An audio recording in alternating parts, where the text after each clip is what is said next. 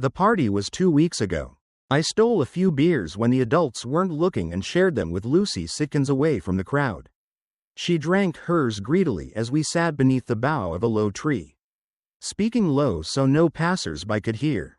Every time we whispered, we tilted our faces a little closer and closer. There was a moment where I thought she was going to rest her head on my shoulder as she told me about how she wanted to be a vet. And my heart skipped as I debated putting my arm around her waist. It was all cut short when her father, Larry, stood in front of everyone in the party and forced a beer can down his throat. I didn't see it. I only heard the cries that had us both sitting upright beneath the branches. By the time we got back to the party, the adults were escorting the kids away and ambulance sirens were fast approaching. Dad was there and he told me to take my little sister home. The grim and frightening look on his face made me forget Lucy and the smell of beer on her breath. I try hard to remember if she ate from the barbecue.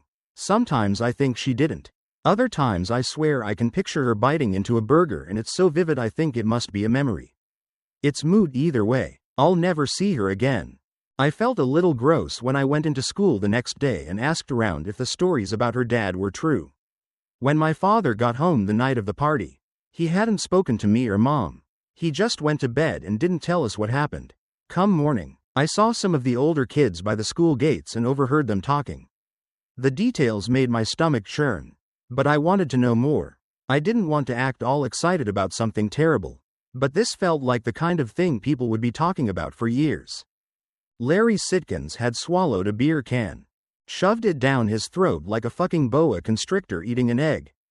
At least that's how one kid described it to me. There was more, of course. He'd praised Satan before slitting his own throat, gotten pissed drunk and fallen hard onto the ground while chugging a beer. Tried to catch the can mid-air. Someone had punched him mid-sip. There were a lot of variations on what happened and how, but they were only theories that got turned into rumors. A lot of us were just trying to make sense of it. Larry was a pretty run-of-the-mill guy. He was a landscaper who made lame jokes at kids' birthday parties.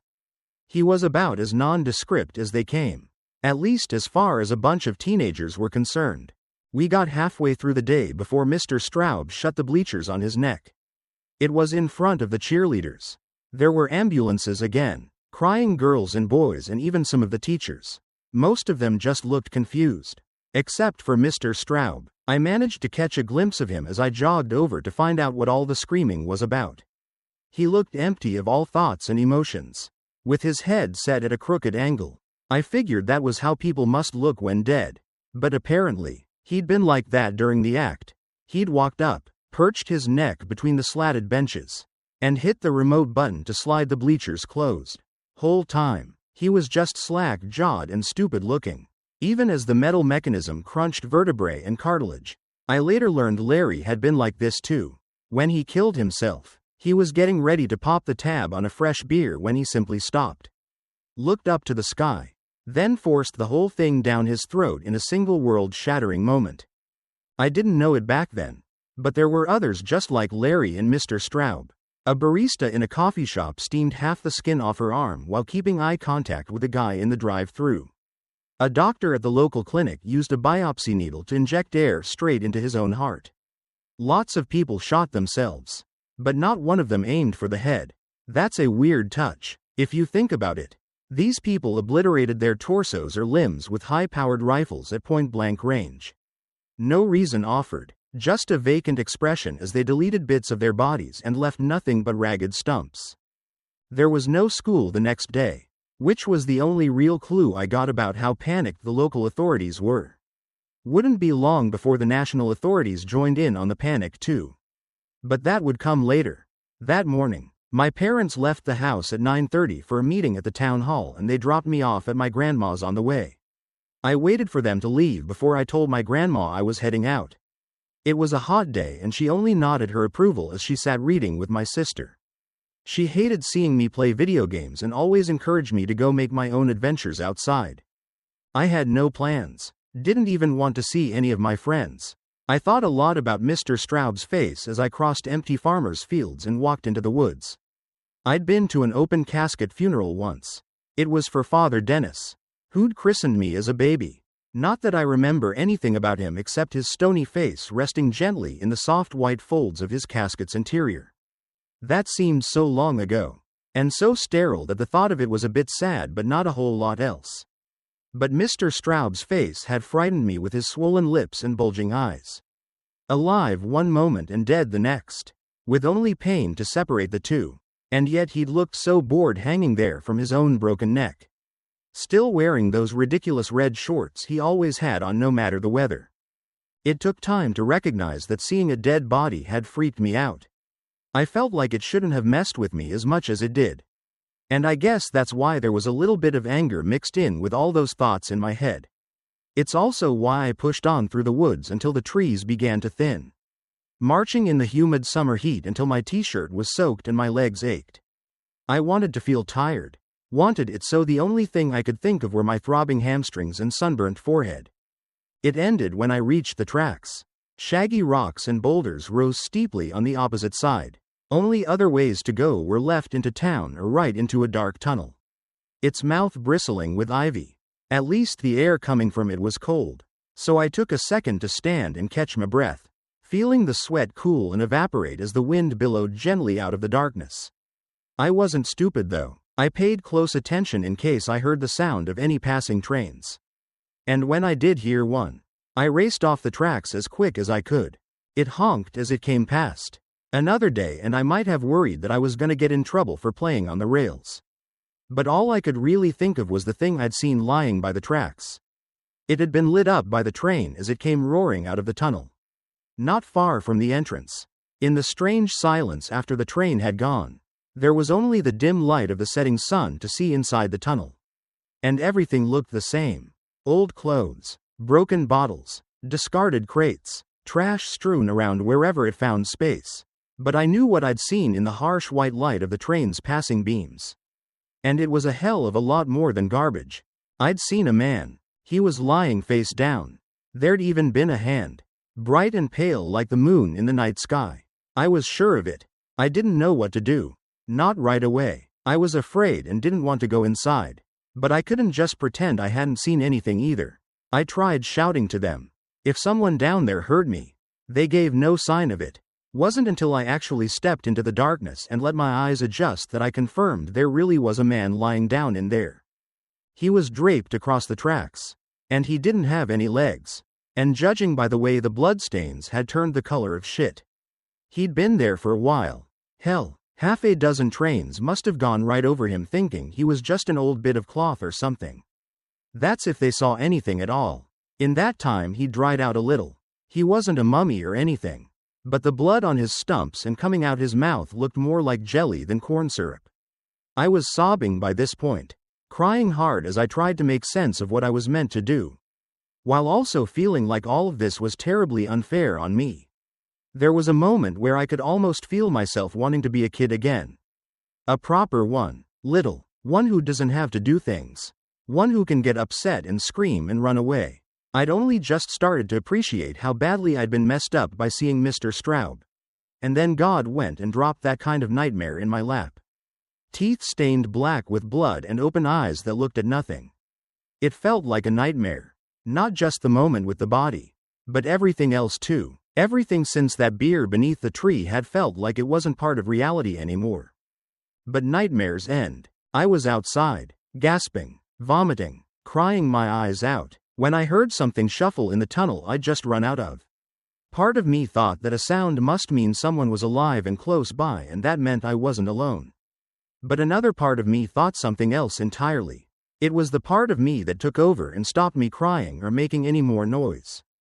My mouth turned dry as a desert and all of a sudden I was no longer hot all over, but cold, freezing cold, and my legs were backpedaling away from the tunnel with short, quiet steps. The noise persisted. It was the shuffle of something getting dragged over gravel and old plastic bags. It had a rhythm to it that was slow. The word that springs to mind is one I got taught in a biology class a long time ago. Locomotion. Something down there was moving. It was moving towards me. It sounded slow and broken and feeble, but that didn't matter. Somehow, even though I knew it was completely insane, I just knew what was gonna come out of that tunnel. I knew it the way the rabbit knows the wolf. Or the ant knows the spider. But still, when I saw him crawl out of the dark and into the light, I screamed so loud I'd have a sore throat for the next few days. It was the man from the tracks, and even though he moved, he was not alive. I tried telling myself that he couldn't have been dead because only living things move. But that was horseshit. He dragged his bloody legless torso with one working arm while the other lay dislocated across his back, the fingers of both hands curling as he heaved himself along. And that face, that same empty gawking expression. Just like Mr. Straub's, he wasn't alive, he was a dead thing, and that made him some kind of impossible monster. I turned and ran screaming through the trees. Whole time, I could only think of the thing that was behind me and was trying to close the distance. It didn't matter that it was slow. Didn't matter that I ran for over an hour. Didn't even matter that I wasn't sure if I knew my way home or was even running in the right direction. All that mattered was putting one foot in front of the other until there was nothing left inside me. Time turned funny. Seconds moved in strange staccatos until eventually I collapsed on legs made of rubber. Then I dragged myself into an old tree hollow to hide, and that was where I lost all consciousness. When I woke up, the sun had set and it was dark. I vomited some, then found my way back to the beaten path and stumbled achingly through the cold night air back to my grandma's farmhouse. Dad was sick. My grandma screamed something to this effect at me as she held down his right arm, while my mother tried to grip his head in her blood-slick hands. He resisted with dumb determination. My little sister cried, watching the scene like a shell-shocked soldier. There was grunting and sobbing, and suddenly, a bang. Then a puff of plaster rained down onto my head and everyone began to yell and shriek a little louder. Dad had a gun. That was what my grandma was trying to wrestle out of his hands. She held a knife, and that's why there was blood. But I didn't know whose it was. I wasn't sure what she was planning to do with it until she tried to use it to cut his trigger finger off. The scuffle resulted in another bang and a window exploded outwards. I finally ducked and grabbed my sister, rushing her into another room. But there were 3 more explosions and each one broke something inside me. By the time I heard my name being called, I was half deaf and twitching at things that weren't there. My sister pleaded for me to come back, her pink fingers grasping for me as I put her down. But my mother was shouting for me to come help. And I wanted to keep my family safe. She told me to get something to tie Dad up while she and my grandma used both arms to pin each of his wrists to the ground. His hand bled weakly as my grandma used every inch of her strength to simultaneously pin him and stop the flow. He thrashed slowly beneath them, his movements languid and easy, but I could tell it was a struggle for them to keep him down. As I ran to the garage, I saw the gun on the ground with Dad's severed finger nearby. I kicked it out of reach before returning shortly with the rope my grandma used to tie the garage door open during hot summers. Mom tied the knots. My grandma tried talking to my dad, and it was one of the few times in my life I saw her as the woman who'd once changed his diapers. She was so soothing and tender, and her constant muttering that everything would be okay seemed so fragile. She was scared for him. Mom just did everything in her power to wrestle some safety out of the moment. Only once his arms were securely behind his back and she was confident he wasn't breaking free did she stand back, put her hands behind her, and then immediately hunch forward and sob. "Call an ambulance," my grandma told me as she walked into the other room to get my sister. Before I got the phone, I briefly hugged my mom, who didn't seem to notice. I risked a glance at my dad, who didn't look at anything at all. Dead eyes gazed vacantly at nothing as he fought to free his arms. When he finally looked at me, it was no different to how he looked at the floor or the wall. I didn't go to school the next day either. Some men from the government came to take Dad in the morning, and Mom ordered me to my room when they arrived. She asked them 1,000 questions, but their replies were short and stern. All I managed to overhear were a few muffled phrases. "Please stay put, ma'am. Someone will be in contact with you shortly." When I ran to my window to look at them walking down the drive, I saw that they all wore masks. One of them saw me staring. I thought he was going to wave, but he didn't. There was a biohazard symbol on their clothes. After they left, Mom focused on making dinner and looking after my sister. She kept me close the whole time, barking anxious questions whenever I tried to leave the room. "Where are you going?" "Just the bathroom." "Oh, okay then." It felt like she was painting normality onto tissue paper. desperately afraid of breaking it. I tried my best to seem like I was okay. Last thing I wanted was to feel like some kid who needed his mommy. We mostly just talked about mundane things, but it was hard for both of us. The only time the atmosphere seemed to change was when she asked me something strange halfway through dinner. Did your father, when you both went hunting a few months back? What did you do with the meat? I don't know. I shrugged. Dad took care of all that. Why? The men who took him asked a whole bunch of questions about it. Then, with a fragile smile, have you done your homework? They told me your teacher would send you some assignments online. Just like that, the thin pretense of normality came back. Booty was left with a wriggling feeling in my stomach. It didn't go away as the evening marched on. In fact, it only grew worse until I found myself in bed rolling from side to side and thinking about Mom's question. The men who'd bundled Dad off hadn't seemed like the kind who messed around. They must have had some idea what was going on. So why ask about meat? On some level, I knew the moment she'd asked me why it was relevant. Dad loved to hunt and he always brought meat to parties and barbecues. Wasn't it obvious? He'd brought something back from the woods. Hadn't he? I hadn't gone hunting for a long time. Nearly 3 months. Every time he'd asked I'd refused, and I think he knew why. On the very last trip, Dad shot 3 deer, but we only brought back 2. 1 for us, 1 for the town barbecue. The 3rd he shot, but we left it on the forest floor because by the time it had died I was pale and shaking, and even Dad couldn't keep the tremor out of his voice.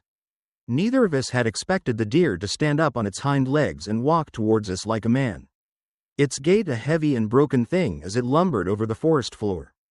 And it had kept coming even after Dad shot it 6 more times. One of the rounds struck it in the head, but still it shambled forward on 2 misshapen legs as its brains painted the ferns a pestilent gray. When it finally fell, even Dad had gone pale, and in the silent aftermath I had to go off and be sick in a bush. After that we cut the trip short.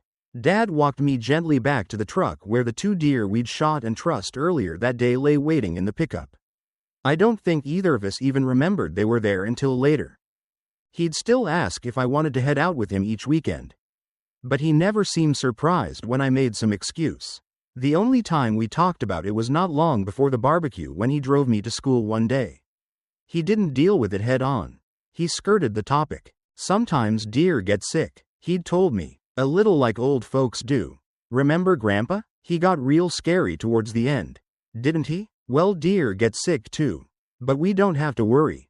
Same way you couldn't catch what Grandpa had. Well, we can't catch what the deer have. As humans are safe. Just an uncomfortable part of nature. It had come out of the blue. Or at least it had seemed like it. I figured it was Dad's way of trying to get me back on board with hunting. I knew he liked me going with him. I'd liked it too. At least until I'd seen the deer walk towards me on 2 legs. But lying in my bed that night after Mom had gone to sleep, I started to wonder if maybe he hadn't really been trying to convince me. Maybe he carried a little doubt in himself about something he was gonna do. What if he'd been trying to convince himself it was okay? 2 deer. I tried remembering what they'd been like. I hadn't checked them after we got in the truck. Why would I? Seemed as normal as any others as we tied them down. But I hadn't really been paying attention either. I'd been hunting since I was 7. Helping Dad was automatic to me. And to top it off, I hadn't known what I was meant to be looking for. I squirmed beneath the sheets and tried so hard to remember every detail of that trip. Most of all, I tried to remember what the first 2 deer Dad had shot were like. They'd gone down so quick. They'd seemed normal, but Grandpa had been sick with Alzheimer's a long time before he got scary. And I had to figure the same could be true of those deer. Who was to say the one on hind legs was the only sick creature in the woods that day? I couldn't have forced these thoughts out of my head with a crowbar. At some point I accepted I wasn't getting any sleep that night, and I settled down to torture myself some more until I realized it didn't have to be that way. Dad had an old freezer in the shed and he sometimes kept meat in there. Not for long, and usually not for eating. He'd use it for things he wanted to skin or try and make a trophy out of TT. Which he rarely did since Mom didn't like that kind of thing in the house.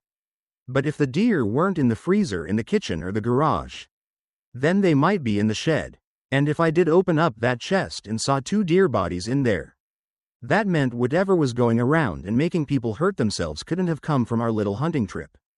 I snuck out my room as quietly as I could. Mom was on the phone with my grandma and she was crying.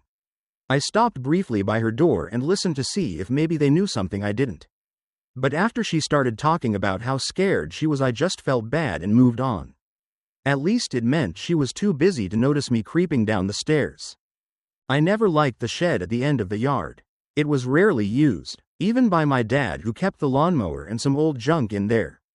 It wasn't the kind of place you kept food, but I had this feeling he didn't keep these deer with the rest of the meat he got from hunting. As I opened the back door and looked over the shadow-covered yard, I found myself thinking about the tunnel and what I'd seen back there. With everything that had happened since, I'd done a good job of convincing myself it had never really happened. The man with no legs who dragged himself out of the darkness had become little more than a half-remembered nightmare. A moment out of time that was incompatible with all logic and reason. But suddenly it was back with me. All the emotions and thoughts that raced through my head as I'd stared at his rotten flesh and glassy eyes. The walk to the shed wasn't easy. I fought the urge to turn around the entire way there. Each step was like walking on feet made of lead. At the door, I paused with my hand poised by the lock. The house seemed so distant behind me, and I became painfully aware nobody knew I was alone and out in the dark. Inside was nearly pitch black. My phone helped me light it up a little, but I didn't touch the nearby switch in case Mom saw it from her window. Cobwebs hung low from the ceiling, and shadows crawled across the floor and walls as I moved closer to the freezer. The entire time I kept expecting something to happen. I even imagined that deer rising from beneath the lid, pushing it open to stand unnaturally tall on its hind legs where it looked down at me with the same dead eyes I'd seen in my father. The thought scared me so bad I nearly hyperventilated myself straight into a panic attack. But before I had time to really worry about any of that, I found my hand on the freezer latch.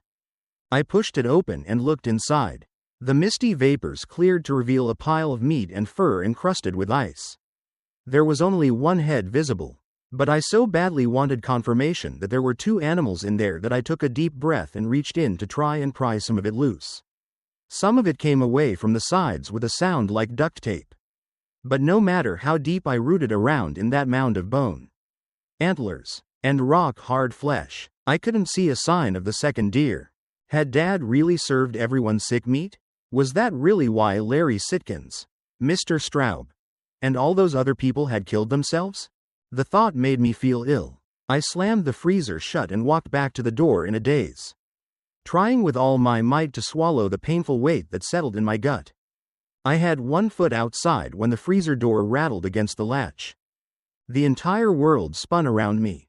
My heart sank and my skin froze in a sensation that was growing increasingly familiar.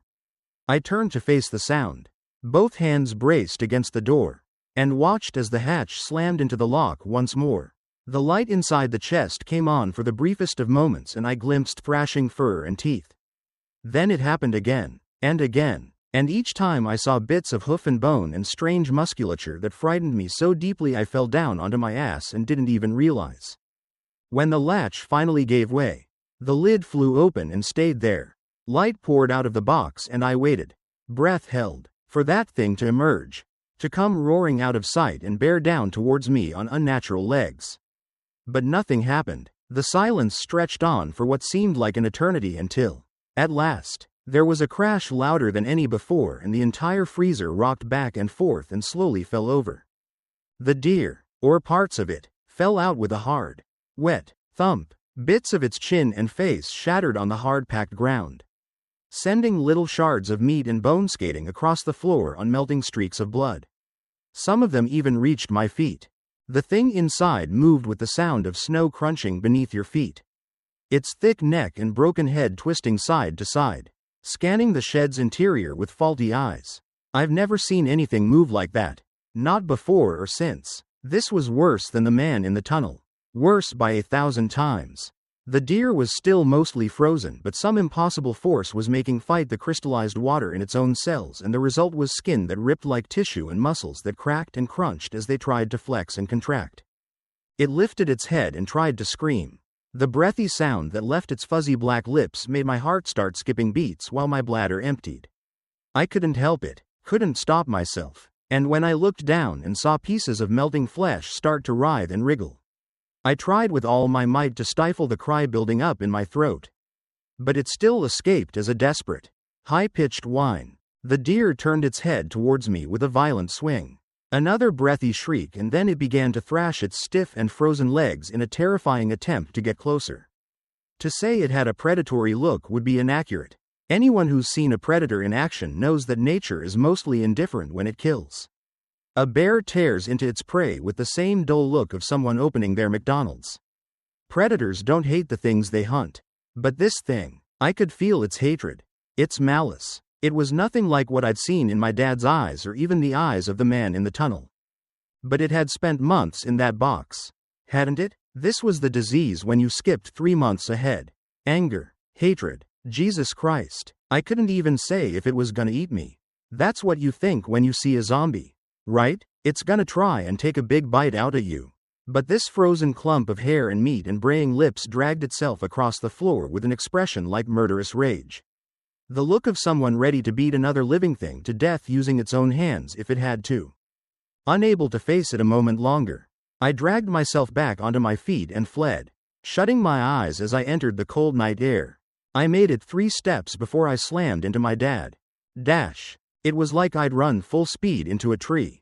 I bounced back and hit the earth, pain flaring up my coccyx as my father loomed over me. He'd felt cold for the brief moment where we'd made contact. My mind blocked out the sound of something hideous scrambling in the shed behind me. And the entire world narrowed until it was just the face of the man who'd raised me, looking down with pale, dead eyes. Dad? He swallowed, then briefly examined his hands. I think I'm dead, he muttered, almost as if he was talking to himself. When did I die? I pulled myself up and grabbed his hand. He was cold, but his pulse was racing. I could even see the veins in his forearms throb sickeningly. Dad, are you okay? They told me I'm sick, he said, his eyes gazing vacantly at the empty space behind me. I think they're right, but there's more. He looked at me, the intensity of his gaze so powerful that I let go of his hand and took a step back. For the first time in my life, I was scared of him. I'm not alone in here, he said, his voice pleading for help. Slowly, his expression twisted into a grotesque mask of agony and desperation. Oh Jesus, it isn't just me in here. I tried to move, but he was a big man, and his arms wrapped around me like steel bands. Dad, I cried, struggling to pull myself loose as he sobbed louder and louder. Dad, Jesus, you gotta let me go. The shed door burst open. I managed to twist around just enough I could see what came out. And I felt an urgent terror crawling up my flesh. The deer had pulled itself loose from the freezer, and it now stood in the doorway on 2 legs. Its body looked all wrong in that posture, like when you twist the limbs around on a doll. Probably not far from the truth. Thinking about it, Dad didn't react, but I began to scream as the nightmare coalesced around me. My father gripping, holding me in place as that horrible thing lurched towards me on 2 legs. It moved like claymation or a puppet show gone wrong. But it was quicker than I'd feared. As each step brought it closer, I found myself losing what little control I had. I started to scream, started to shriek. I beat at my father with my fists, but he didn't budge an inch. My clenched hands just bounced off his strong shoulders, and it was like I was trying to hurt a punching bag. I started to swear too, started to scream things I thought were bad, then worse. Then so bad I'm not even sure I can blame other people for putting those words in my head. I told my dad I hated him, called him a son of a bitch, called him even worse. All that commotion got the attention of others. Neighbors' lights started coming on. My mom emerged from the back door, wrapping her robe around herself as she squinted at us in the dark. What the hell is going on? She cried as she stumbled towards us. But when she saw that deer, she started screaming too. I don't know why, but I thought that other people appearing would help somehow. That is 2, 3, half a dozen people came stumbling into the open lawns, peering over waist-high fences. It had stopped the slow but inevitable onslaught of that monster. It did no such thing. I had to listen to their confused shouts and cries while gesturing and begging for help. The entire time the sound of the creature over my shoulder getting closer and closer. Meanwhile, my hands tried to pry away my father's thick arms, but each time I got leverage he simply flexed and his grip tightened around me. He was muttering something the whole time, but I couldn't hear it. Finally, my mom screamed and ran swinging an old rake at the space behind me. I heard the impact, the splintering of the wooden handle. Then she stumbled backwards and I had to twist to get a look at the deer that was now just 6 or 7 feet away. The spokes of a rake still sticking out of its face. The monster looked right at me and opened its mouth, and I swear to fucking God it was gonna talk. But right then someone shouted, "For the love of God, Alice! Get away from that thing!" Alice was my mother's name. And she fell to the floor just seconds before an explosion broke the night, silencing all voices and shattering the deer's head like a crystal ball hitting the ground. My heart raced so fast I thought for a moment I was gonna die. Then I looked down at Dad and finally heard what he'd been mumbling this whole time. "It's in us and it wants us. It's in us and it wants us. It's in us and it wants us." There isn't much left of Dad these days. I got to visit a couple times. Fat lot of good it did, as far as I'm concerned. He died that day in the kitchen when he first tried shooting himself. They're treating us in this special hospital. Mom was real upset that visitations are limited, but I think it might be for the best. Her and my sister tested clean. Most people did. I didn't. Mom snuck me this phone a couple weeks ago and I've been using that to write. Funny thing is, one of the orderlies saw me on it a few days ago and just laughed. I think that maybe the government aren't too worried about this story getting out. At first I didn't really get why until I started actually putting all this down into writing. Got to the part where that half-man came out the tunnel and I realized no one's gonna believe me. Still, I gotta try, partly 'cause I wanna protect people. Whatever this disease is, it's a hell of a lot more than some twisted prions, and I think the government knows that. Dad certainly did. Most infected did too. That's why they killed themselves. They wanted out. The voice that comes with this illness is it's like if your brain is just words in a book and then someone dipped that book in a can full of used motor oil. You just want to give in. Hand it all over. It wants your body, so whatever you do, don't fight. That's worse. Give it up. In hindsight, we should have let Dad kill himself. What he went through was, well, it was probably a lot worse than the others who got to die. I sometimes think about going into his room with a pillow, but security is pretty tight around him. As for me, infection is still in its early phase. It takes everyone differently, and for me it's taking quite its time. They think it's because of my age. Still, I can sorta feel it under there. Growing. I think it's why I'm writing this. It wants me to. This sickness, it lives out in the woods. Way out, in parts of the soil where the sun hasn't shone in millions of years. It's old enough to remember a time you could walk from Appalachia to what's now called Glasgow. And it's been fumbling around out there, in the brains of deer and other things. The sickness tells me this. Tells me it's learning about this new world. Tells me how my mind tastes. But most of all, it tells me it's getting closer.